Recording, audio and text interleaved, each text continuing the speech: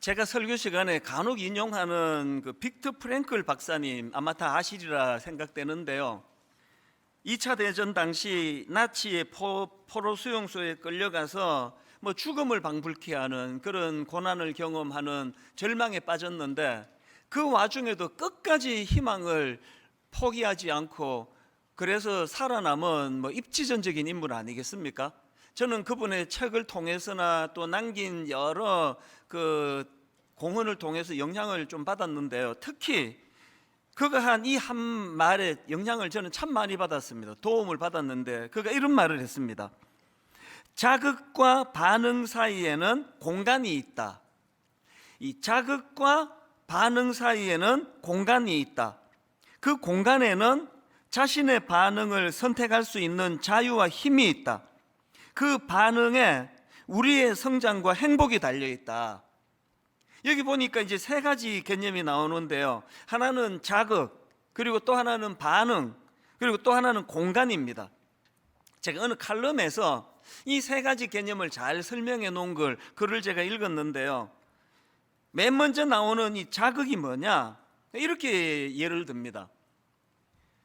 어떤 사람이 이제 굉장히 화창한 날씨, 봄 날씨에 차를 몰고 드라이브를 즐깁니다. 음악을 켜놓고 굉장히 기분 좋게 드라이브를 하고 있는데, 아니 옆 차선에 있던 차가 예고도 없이 갑자기 그냥 끼어들어 버리는 거예요. 그래서 급하게 브레이크를 안 밟았으면 이게 사고가 날 상황입니다. 이게 자극이에요. 전혀 생각하지도 못했던 외부로부터 오는 자극. 그 다음에 이제 반응에 대해서는 다 아실 거 아닙니까? 그래서 이제 갑자기 이 차가 끼어들어 가지고 사고가 날 뻔하는 일을 겪으니까 화가 나잖아요. 그러면 이제 반응을 하는 거예요. 막 경적을 울린다든지, 성격이 진짜 급하고 화난 사람은 차를 그 사람 옆에 바짝 대가지고 창문 내리고 들리지도 않은데 막 욕을 해대는 사람도 있잖아요. 운전 어떻게 그따위로 하느냐고 퍼붓는 사람이 있고요. 심지어는 이제 그 차 앞으로 가가지고는 이제 보복 운전을 하는 이런 경우도 나오지 않습니까? 이게 반응이에요. 이 자극에 대한 반응. 그런데 이 빅터 프랭클 박사가 주장하는 게 뭐냐면은, 사람이 가지고 있는 이런 자극과 반응 사이에 생각할 수 있는 시간의 공간을 가져야 된다는 겁니다. 만약에 이 자극과 반응 사이에 생각할 수 있는 공간을 갖지 않고 바로 행동해 버리면, 그래가지고 들이받아 버린다든지 이렇게 해버리면 그 순간은 후련할지 몰라도 그러나 하루 종일 이 사람의 마음의 평화는 없어지는 거예요. 그래서 이제 빅터 프랭크 박사가 주장하는 게 뭐냐면은, 외부에 어떤 자극이 왔을 때 즉시 반응하지 말고 생각하는 시간을 확보하라는 겁니다. 그러면서 이제 그 칼럼에서 예를 들기를, 어느 대기업의 회장님은요, 이제 직원이 실수를 하잖아요. 그래서 화가 나면은 바로 불러들이지를 않고 이분 책상 앞에 이 30초짜리 모래시계가 있대요. 그러면 이제 이 모래시계를 뒤엎어서 30초가 지날 때까지 생각을 하는 거예요. 부를까 말까? 불러서 야단을 칠까 말까? 야단의 강도를 어떻게 칠까? 그런 생각하는 시간을 가지는 겁니다. 또 이제 어떤 집에 게임에 빠져가지고 중독에 빠져있는 그런 아이가 있는 어머니는 아이에게 야단을 치기 전에 10가지 센대요. 하나, 둘, 셋. 10가지 세고는 아이에게 말을 하는데, 겪어보니까 10가지 세갖고는 저는 안 되더라고요. 한 100가지 세야 될까요? 이런 사례들이 전부 지금 빅터 프랭클 박사가 말하는 자극과 반응 사이에 이 생각이라는 공간을 마련해야 된다. 사실 제가 이거 도움을 좀 받았습니다. 확실히 효과가 있던데요. 제가 강조하는 건 이 원리가 사람과 사람 사이에서도 통하지만요, 하나님과 우리 사이에, 신앙생활에도 이 원리가 필요하다는 겁니다. 얼마나 복잡하고 또 상상하기 어려운 일들을 많이 겪습니까? 그러면 하나님께 원망할 일도 많고 하나님에 대하여 그냥 상한 마음이 생기기도 쉬운데요, 바로 하나님과 나 사이에 어떤 자극과 반응 사이에 생각하는 시간이 필요하다는 겁니다. 그래서 저는요, 이제 전날에 막 어떤 일을 만나고 막 억울한 일을 당하고 분노가 생기고 그러면은 또 집에 왔는데도 안 풀리는 경우들이 가끔 있으면은 저는 그냥 자버려요.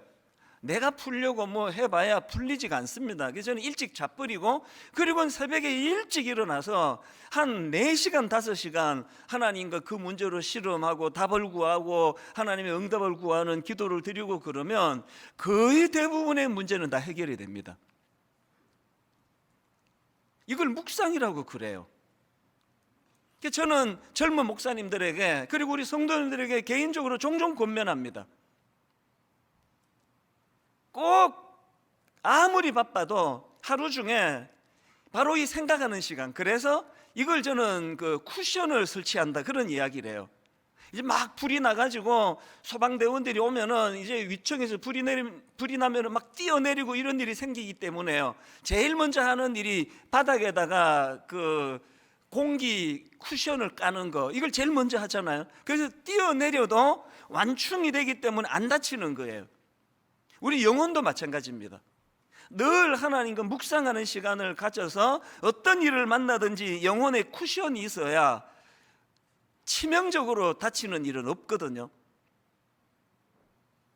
저는 목회자니까 뭐 한 7시에 잘 때도 있고 뭐 저녁 먹고 바로 잠들고 그래서 새벽에 일어나 한 서너 시간을 확보한다고 하지만 직장 생활 하시는 분 그렇게 못 하시잖아요. 30분만 하시라고요.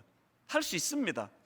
조용히 말씀을 묵상하고 오늘 하루 있었던 일과를 쭉 점검하면서 이 말씀으로 이거를 비추어 조명해보고, 이런 시간들이 이게 바로 빅터 프랭클 박사가 말하는 자극과 반응 사이에 생각하는 공간을 마련하라, 이게 영적으로도 이게 유익하더라는 거예요. 오늘 말씀을 저는 이 원리를 가지고 좀 풀어나가 보려고 하는데요. 자, 창세기 17장 15절 16절입니다 하나님이 또 아브라함에게 이르시되 내 아내 사레는 이름을 사레라 하지 말고 사라라 하라. 내가 그에게 복을 주어 그가 내게 아들을 낳주게 하며 내가 그에게 복을 주어 그를 여러 민족의 어머니가 되게 하리니 민족의 여러 왕이 그에게서 나리라. 지금 아브라함 입장에서 하나님으로부터 건강한 자극을 받은 거예요. 그렇게 꿈에도 소원하는 일이 잘 일어나지 않아 낙심해 있고 절망해 있는데 하나님께서 아들을 주시겠다, 이게 건강한 자극을 받은 겁니다. 그러면 빅터 프랭클 박사의 조언을 아브라함이 알았다면 그 자극 다음에 생각하는 시간을 가져야 되는데 아브라함은 아무 생각 없이 바로 직격탄을 날려요. 불신을 가지고 뭐라고 말하는가 하니까 바로 그 다음 17절입니다 하나님 말씀 앞에 아브라함이 엎드려 웃으며, 이 비웃는 거거든요. 아브라함이 엎드려 웃으며 마음속으로 이르되 100세 된 사람이 어찌 자식을 낳을까? 사라는 90세니 어찌 출산하리요? 아브라함이 왜 이런 반응을 보이는 겁니까? 왜 자극과 반응 사이에 공간을 마련하고 이 의미가 뭔지를 생각하고 묵상하고 그런 시간을 다 생략해버리고 바로 비웃으면서 이런 일 안 일어납니다. 이렇게 딱 그렇게 잘라버리는 겁니까? 대답 간단해요. 아브라함이 확신하고 있는 생각이 있거든요. 이런 일 안 일어난다. 내 아내는 이제 경수도 끊어졌고 나도 이제 나이가 이제 99세나 됐는데 이런 일 안 일어난다. 확신은 하니까 바로 그냥 뭐 생각이 오고 이거는 불가능하다, 이렇게 못을 박아버리는 거거든요. 여러분, 만약에요 아브라함이 지금 저를 상대해서 이찬수 목사라는 어떤 인간을 상대해서 대화하는 거라면 아브라함 생각이 맞아요. 그러나 지금 아브라함은 인간이 아닙니다. 하나님을 지금 상대하고 있는 거 아닙니까? 아브라함이 범하고 있는 실수가 뭡니까? 아브라함은 지금 하나님을 자기 수준에 놓고 자기 생각에다가 하나님을 놓고 바로 자기 생각을 터뜨리니까 이런 어리석은 일을 행할 수밖에 없다는 거거든요. 그래서 저는요 오늘 이 설교를 준비하는 한 주 내내 끼고 다니던 책이 하나 있었는데요, 책 제목이 J.B. 필립스가 쓴 당신의 하나님은 너무 작다. 그럼 뭐 이 책 제목만 아시면 뭐 책을 안 사볼 정도로, 안 사도 될 정도로 너무나 많은 메시지를 이 제목에다 함축을 하고 있는 거 아닙니까? 당신의 하나님은 너무 작다. 이 책 소개글에 보니까요, 막 이런 질문을 던져요. 당신의 하나님은 너무 작지 않은가? 당신에게 하나님은 당신의 생각이 만든 작은 상자 속에 갇히신 분은 아닌가? 이 포인트들이 너무 와닿더라고요. 저는 이 설교를 준비하는 동안에 이 구호 같은 이 몇 가지 글들이 참 마음에 와닿았습니다. 하나님에 대해서 몰라도 너무 모른다. 아니, 난 목사인데도요, 이 말씀이 너무 저에게 맞는 거예요. 제가 정말 하나님은 몰라도 너무 몰라요. 그런가 하면 또 그 다음 얘기 또 들어보세요. 당신 자신이 만들어낸 하나님을 버리고, 당신 자신이 만들어낸 하나님을 버리고 참 하나님을 발견하라. 그 다음에 이런 말도 있습니다. 참 하나님을 알아야 인생의 목적도 알 수 있다. 이게 지금 딱 아브라함 보고 하는 얘기 같지 않습니까? 하나님을 자기 생각의 틀에다 가져버리고 인간으로 할 수 없는 그 일에 대하여 하나님도 못하는 일을 왜 이런 선언을 하시냐는 식으로 하나님을 모독하는 말을 던진 게 본문의 아브라함이거든요. 이게 이런 하나님에 대한, 하나님을 제한시키는 인식이 아브라함의 기도에 어떤 영향을 미치는지 보십시오. 바로 그 다음 18절입니다. 아브라함이 이에 하나님께 아뢰되 이스마엘이나 하나님 앞에 살기를 원하나이다.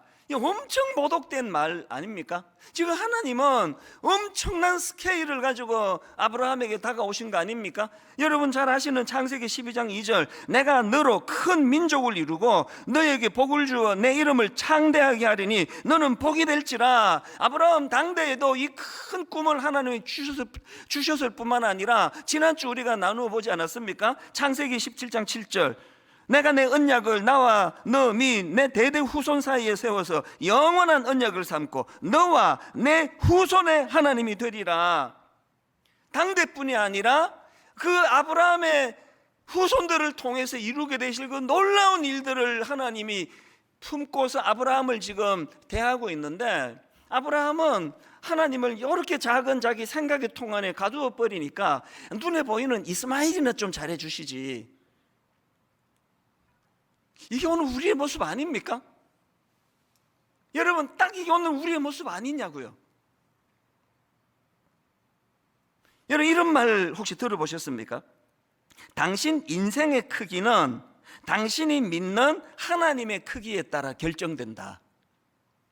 한 번 더 읽어드릴까요? 당신 인생의 크기는 당신이 믿는 하나님의 크기에 따라 결정된다. 하나님을 내가 어떤 하나님으로 인식하느냐가 그게 우리 인생을 결정해요. 아브라함처럼 막 눈에 보이는 내가 할 수 있는 일 하나님 하시고 내가 못하는 일 하나님도 못하시고, 그래서 그저 눈에 보이는 이스마엘이나 좀 잘해 주시지, 그런 인식을 가지고 있는 거는 아브라함이 가지고 있는 그 한계가 무려 13년 동안 방황하게 만드는 나쁜 도구가 됐다는 거예요. 저는요, 정말 이 말씀이 한국교회 성도님들에게 구현되기를 바랍니다. 당신 인생의 크기는 당신이 믿는 하나님의 크기에 따라 결정된다. 저는 제 자신이 제 스스로에 대해서는 자기 연민에 빠질까 봐 그것이 가장 두렵고요. 그리고 저는 이 크신 하나님을 믿는 그 하나님을 믿는 사람으로 사람들을 대할 때, 성도들을 대할 때, 내 후배들을 대할 때 그야말로 이 좁은 밴댕이 속이라 그러나요? 이 좁아 터진 이런 그런 마음으로 상대를 대할까 봐 저는 진짜 걱정이 돼요. 하나님의 포용력을 담고 싶습니다. 오늘 여러분 본문에서 아브라함이 이런 말도 안 되는 하나님을 모욕하는, 그저 이스마엘에게나 잘해주지 그랬더니 성경 읽어보세요. 하나님이 그 이스마엘을 향하여 복 주실 것을 약속하세요. 그 하나님의 크신 마음, 포용력. 믿음 좋은 한국교회 성도님들이 저는 이 크신 하나님을 닮았으면 좋겠습니다. 교회들마다 조금만 용납하면 될 수 있는 수많은 문제들을 가지고, 그리고 그냥 저는 그래서 아예 페이스북이고 뭐고 아무것도 안 하잖아요. 그러면 그냥 들어가 보면 머리가 복잡해요. 걸핏하면 오해하고, 설명해주면 또 설명 갖고 또 오해하고. 아니 어떻게 그 크신 하나님을 믿는 하나님의 자녀들이 어떻게 이렇게 좁아 터질 수가 있는가? 그래서 저는 이게 정말 기도 제목이에요. 아니 지금 한국의 교회가 5만 교회인이 6만 교회인이 막 수많은 사람이 크리스찬이라 그러는데 어떻게 여러분 지금 우리 대한민국에서 일어나고 있는 일들을 보면은 이렇게 너무너무 좁은 생각들이 난무하고 있느냐는 겁니다. 여러분, 당신의 인생의 크기는 당신이 믿는 하나님의 크기에 따라 결정된다고 한다면 오늘 우리 신앙생활은 오늘 본문의 아브라함처럼 내 생각의 좁은 상자에다가 하나님을 그냥 막 구겨 넣어놓은 상태 아닙니까? 이게 가장 큰 불신이고 이게 가장 큰 죄예요. 하나님은 내 멋대로 재단하는 거. 그리고 그게 이렇게 좁아 터진 날 만드는 원형이 된다는 것. 이제 대통령 선거가 코앞에 다가오고 있는데요, 저는 정말 기도합니다. 교회는 1번 찍어야 되겠다, 2번 찍어야 되겠다, 3번 찍어야 되겠다. 13번이나 해야 되는데 이번에 13명이 나오니까 13번 찍는 게 좋겠다, 이런 걸 알려주는 게 강단이 아니라 그랬잖아요. 이건 여러분이 결정할 일이에요. 그러나 교회는 원리를 말해주거든요. 진짜 기도하셔야 돼요. 5년이나 이 나라를 걸머질 지도자라면 하나님 정말 역사의 큰 그림을 그릴 줄 아는 지도자가 배출되기 원합니다. 정말 기도가 나와요. 지난주 말씀드렸잖아요. 이런 우리 당대뿐만 아니라 다음 세대까지 어우를 줄 아는 큰 그림을 가지고 나라를, 여러분 한 교회를 다니는 목사도요, 당장 오늘 말씀, 오늘 그 성도님이 먹어야 되는 양식도 준비하고 5년 뒤에 먹어야 되고 10년 뒤에 먹어야 되는 이 교회의 방향을 같이 준비해 나가는데, 한 나라의 지도자가 하나님 그런 큰 생각의 스케일을 가진 그런 지도자가 배출되기를 원합니다. 당장 코로나19로 지금 고통당하는 사람들이 얼마나 많습니까? 소상공인들을 위시해 가지고 막 진짜 그들에게 눈이 번쩍 뜨이는 이런 대안이 마련되고, 그런가 하면은 너무너무 꿈이 없어 신음하는 우리나라 젊은이 진짜 불쌍해요. 그 젊은이들에게 꿈을 심어주는 이런 지도자, 인간의 생각으로 결정하지 말고 기도하셔야 돼요. 하나님 앞에 진지하게 기도할 때 하나님께서 그 사람이 1번이다, 괜히 시작했네, 13번까지 해야 되는데, 그 사람이 2번이다, 그 사람이 3번이다, 그 사람이 4번이다, 그 사람이 5번이다, 그 사람이 6번이다, 그 사람이 7번이다, 8번 이하는 양해해 주시기를 바라요. 강단에서 내 생각에는 그게 제가 뭐 누구를 지지한다, 누구를 지지 안 한다, 일절 거기에 관여하지 않습니다. 여러분이 하나님 앞에 기도하면서 응답을 받으셔야 돼요. 근데 기도하셔야 됩니다. 금요 기도회 진짜 지금 나라를 위한, 또 대통령 선거를 위한 기도를 하고 있는데 오셔가지고 정말 기도하셔야 됩니다. 하나님께서 오늘 저와 여러분에게 우리가 인식하는 하나님의 그 크기에 따라서 우리 인생이 달라질 수 있다는 이 사실을 마음에 깊이 자각하는 오늘 주일이 되기를 바랍니다. 그 크신 하나님을 아브라함이 다시 만났기 때문에 13년간의 그 방황을 끝내고 허송세월을 끝내고 회복과 치유를 경험하거든요. 그래서 저는 오늘 가장 중요한 포인트로 잡은 게 뭐냐면은 이 아브라함의 변화, 13년 동안 그 엉뚱한 곳에서 배회하고 방황하고 13년 동안 그야말로 허송세월을 보냈던 아브라함을 단번에 회복시켜 주시는 하나님의 은혜가 있었는데요, 그 아브라함 변화의 동력을 저는 두 가지로 발견을 해서 나누기 원합니다. 아브라함이 어떻게 그런 놀라운 드라마틱한 변화가 가능했느냐? 첫째로요, 아브라함 변화에는 교정해 주시는 하나님의 교정해 주심의 은혜가 있었다는 사실입니다. 자, 17절 18절 다시 보십시오. 아브라함이 엎드려 웃으며 마음속으로 이르되 100세 된 사람이 어찌 자식을 낳을까? 사라는 90세니 어찌 출산하리요 하고, 아브라함이 이에 하나님께 아뢰되 이스마엘이나 하나님 앞에 살기를 원하나이다. 이렇게 좁은 생각으로 잘못된 인식을 갖고 있는 아브라함에게 하나님이 바로 그 다음 19절에서 이렇게 말씀하십니다. 하나님이 이르시되 아니라, 하나님이 이르시되 아니라, 내 아내 사라가 내게 아들을 낳으리니 그 이름을 이삭이라 하라. 제가 방송실에다가 유난히 아니라를 좀 크게 강조해달라 그랬어요. 오늘 여러분, 우리가 이 사실을 놓치면 안 됩니다. 모든 크리스찬은요 딱 두 종류예요. 그 인생이 목사 두 종류입니다. 공통점과 차이점이 뭐냐? 모든 목회자들은 다 실수합니다. 모든 목회자들은 다 엉뚱한 길로 갈 때가 있습니다. 모든 목회자들은 성도들을 혼란에 빠뜨리게 하는 일을 범할 위험이 있습니다.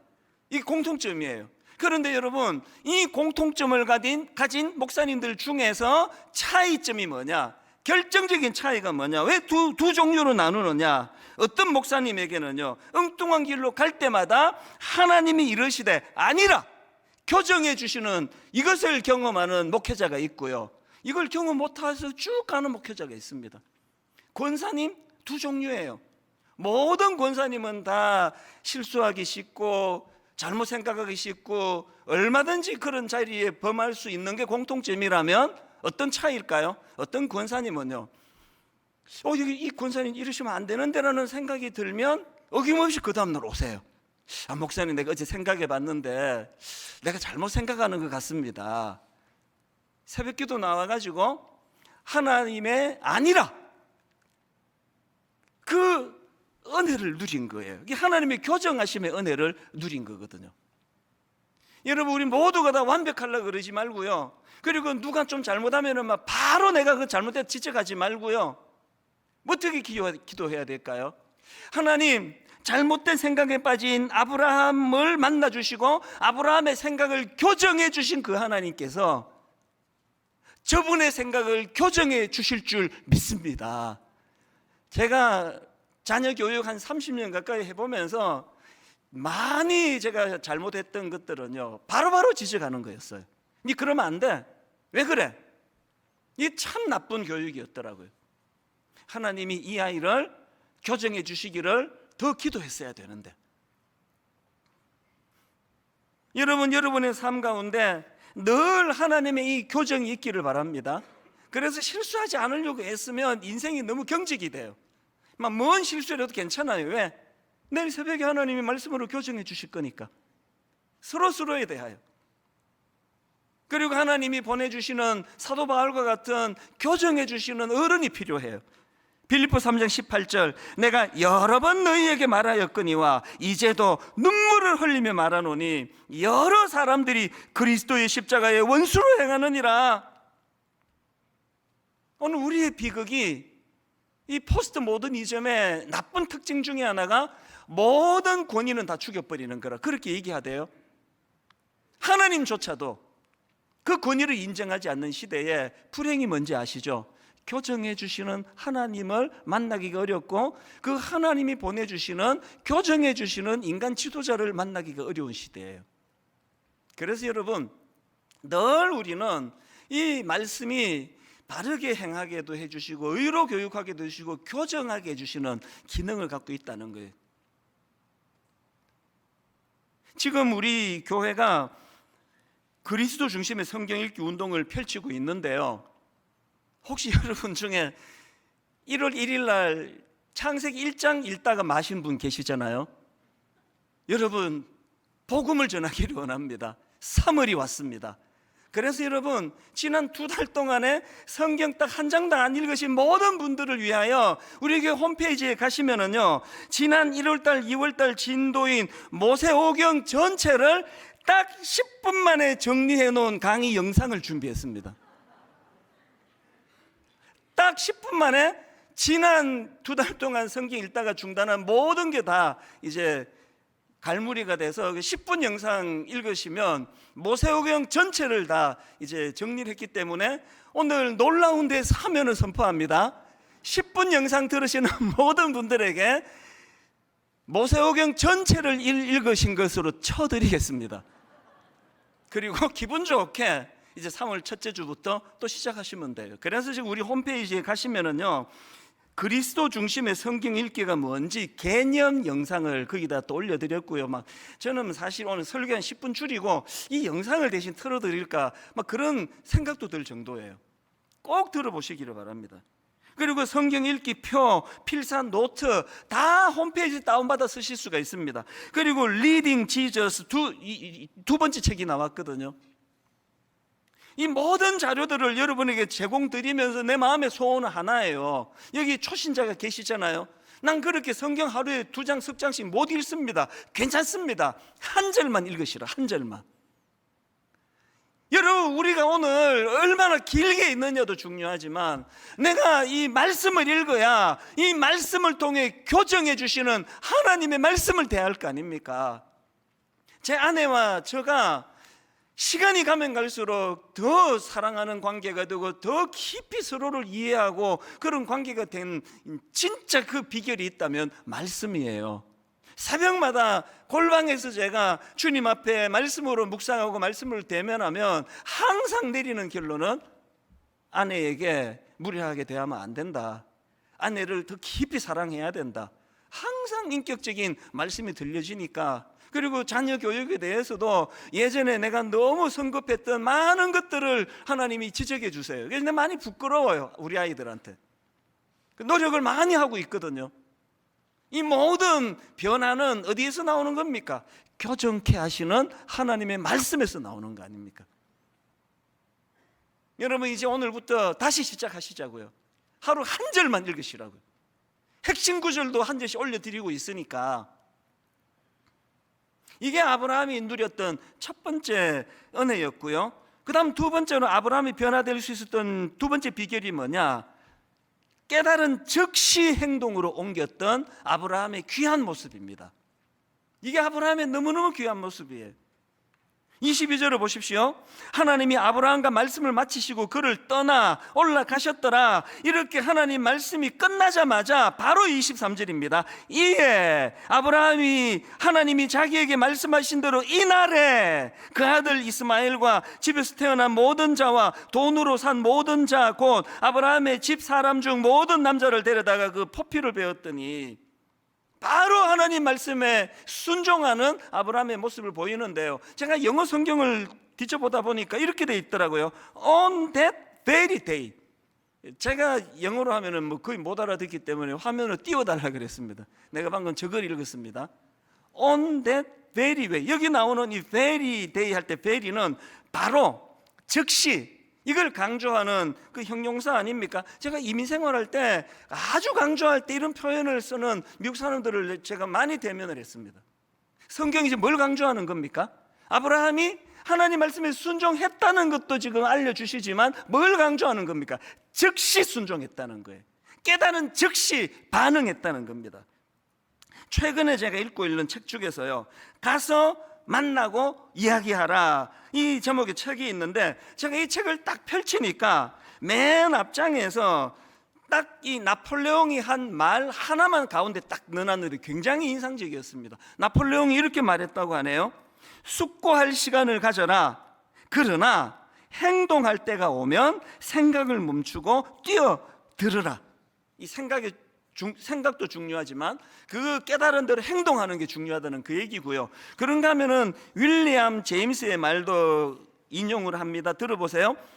행동이 반드시 행복을 가져다 주지는 않을지라도 행동 없는 행복이란 없다. 이런 내용을 쭉 따르고 있는 이 책의 맨 끝에 프롤로그가 이거예요. 제가 오늘 설교 제목 이걸로 잡을 뻔했습니다. 맨 마지막 프롤로그 제목이 이렇습니다. 지금 당장 행동하는 힘. 지금 당장 행동하는 힘. 저는요, 이 글들을 보면서 구약의 두 대조적인 인물이 떠올랐는데 한 사람은 다윗이에요. 그는 그 끔찍한 성적인 범죄를 행하고도 1년 가까이 회개하지 않았지만 하나님께서 선지자 나단을 통해서 그에게 잘못된 것들을 지적하실 때 바로 그 자리에서 곧골아지는 게 다윗이에요. 그래서 여러분 잘 아시는 그 회개를 담고 있는 시편 51편 17절에 보니까 이렇게 표현합니다. 하나님이 원하시는 제사는 상한 심령입니다. 주께서는 겸손하게 뉘우치며 회개하는 마음을 업신여기지 않을 것입니다. 그렇게 회개의 자리로 나가서 즉시 여기에 반해가지고 또 한 인물, 비극적인 인물, 삼손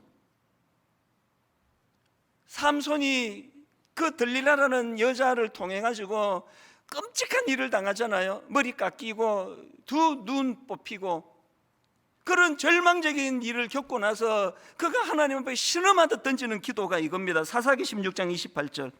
삼손이 여호와께 부르짖어 이르되 주 여호와여 구하옵나니 나를 생각하옵소서. 그 다음이 눈물 날 정도로 처절합니다. 하나님이여 구하옵나니 이번만 나를 강하게 하사 나의 두 눈을 뺀 블레셋 사람에게 원수를 단번에 갖게 하옵소서. 여러분, 이 기도를 삼손이 이 두 눈 뽑히기 바로 그 직전에 했더라면 얼마나 좋았겠습니까? 바로 그 전전에 이 여자의 악함을 인식했을 때 이런 기도를 드렸다면 얼마나 좋겠냐고요. 여러분은 다윗 유형입니까? 삼손 유형입니까? 아무리 잘못한 자리에 빠져 있다 할지라도 아직 하나님 기회 주실 때 다윗처럼 주께서는 겸손하게 뉘우침을 회개하는 마음을 업신여기지 않으시는 하나님으로 인식하고 즉시 여러분, 오늘 아직 기회 있잖아요. 여러분, 아직 기회 있을 때 자기를 돌아보셔야 돼요. 저는 외도를 한 번도 안 해봐가지고 그 끊는 게 얼마나 힘들지 잘 모르겠지만요, 짐작할 수 있잖아요. 이런저런 얽히고 설킨 게 많은 게 얼마나 많겠냐고요. 그러나 여러분, 망하는 것보단 낫잖아요. 아직 기회 있을 때. 그런 극단적인 어떤 문제가 아니더라도 크고 작은 돌이켜야 될 때 즉시. 오늘 저는 결론을 이렇게 맺기 원합니다. 참 우리 하나님의 신실하심을 저는 피부로 느끼는데 이번에도 그랬습니다. 이렇게 설교를 쭉 준비하던 지난 주간에 우연히, 아주 우연히 유튜브로 그 맥스 루케이도 미국 목사님이에요. 또 작가기도 하고, 이 목사님의 설교를 우연히 들은 거예요. 아니, 이 목사님 설교가 딱 오늘 설교 결론 마무리해 주시는 것 같은 겁니다. 너무 제가 감동을 받았습니다. 이걸 그대로 여러분께 인용해 드리려고 합니다. 한국말로 한번 들어보세요. 강하게 강조하십니다. 여러분의 문제는 문제가 큰 것이 문제가 아니라 하나님을 보는 관점이 너무 작다는 것입니다. 여러분은 하나님의 광대하심을 인지하고 계십니까? 그 다음 들어보세요. 산의 높이를 재지 말고 산을 만드신 분의 마음을 생각하세요. 그 다음은요, 너무 와닿아서 제가 방송팀에게 자막으로 좀 띄워달라 그랬습니다. 이렇게 말씀하십니다. 하나님께 폭풍이 얼마나 큰지를 말씀드리지 말고 폭풍에게 여러분의 하나님이 얼마나 큰지를 말하세요. 뭘 강조하는지 아시겠죠? 우리가 문제를 만나면 하나님께 나와가지고 하나님 너무너무 힘듭니다, 무겁습니다, 이 문제를 해결해 주시기 원합니다, 그런 기도도 드려야 되지만 뭐라고 말합니까? 문제에게 선포하라는 거예요. 네가 날 이렇게 괴롭히지만 문제보다 크신 그 하나님, 내가 믿는 하나님 폭풍에게 여러분의 하나님이 얼마나 큰지를 말하세요. 저는 그 목사님 설교를 들으면서 스가랴 4장 6절, 그가 내게 대답하여 이르되 여호와께서 스룹바벨에게 하신 말씀이 이러하니라. 그 다음 들어보세요. 만군의 여호와께서 말씀하시되 이는 힘으로 되지 아니하며 능력으로 되지 아니하고 오직 나의 영으로 되느니라. 큰 산아, 네가 무엇이냐? 네가 스룹바벨 앞에서 평지가 되리라. 29살 때 이 말씀을 발견하고 제가 30살 때 이민생활을 정리하고 한국으로 돌아가게 만든 능력의 말씀이에요. 힘으로도 되지 아니하고 인간의 능력으로도 되지 아니하고 오직 성령. 이 은혜를 경험한 사람은 내 문제에게 이렇게 선포합니다. 큰 산아, 네가 무엇이냐? 네가 스룹바벨 앞에서 평지가 되리라. 결론을 오늘 이렇게 맺기를 원합니다. 여러분, 아브라함처럼 변화되고 싶지 않으세요? 13년이라는 긴 세월을 무의도시 가는 것처럼 너무너무 허무하게 세월을 보내고 있던 아브라함이었지만 그 원인이 뭐였습니까? 하나님을 이렇게 작은 하나님으로, 아니 99세나 됐는데 내가 뭔 일을 하겠다고. 여러분, 우리 생각의 크기가 하나님에 대한 우리 생각의 크기가 우리 인생을 결정합니다. 이 구호들 다시 읽어드리고 말씀을 마칠게요.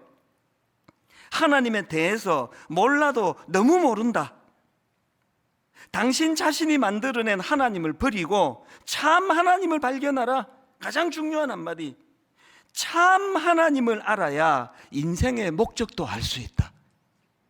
오늘 크신 하나님을 크신 하나님으로 인정해 드리며 그 하나님 앞에 무릎 꿇는 저와 여러분 되시기를 바랍니다.